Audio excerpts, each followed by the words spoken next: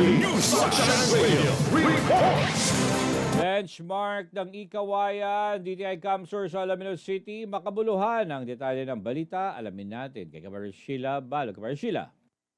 Naging makulit na tagumpay po ni Alaminos City Art Brian ang pagbabahagi ni 100 Islands Ikawayan Focal Person SES3 Jaime Navarro ng mga mahalagang kaalaman, mga best practices at mga estratehiya sa bamboo production at mahusay na pamamahala ng Sustainable Ikawayan Factory sa mga kawani at opisyal ng Department of Trade and Industry o DTI Camarines Sur sa pangunguna ni STIDS Glenda Ragos.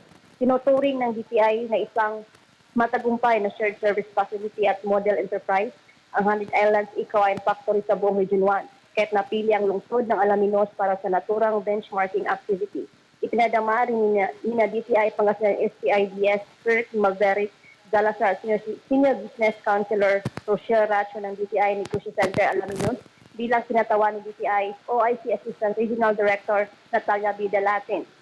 Ang mainit at magiliw na pagtanggap sa mga panauhin sa kanilang pagbisita na ipinagmamalaking business enterprise ng lungsod.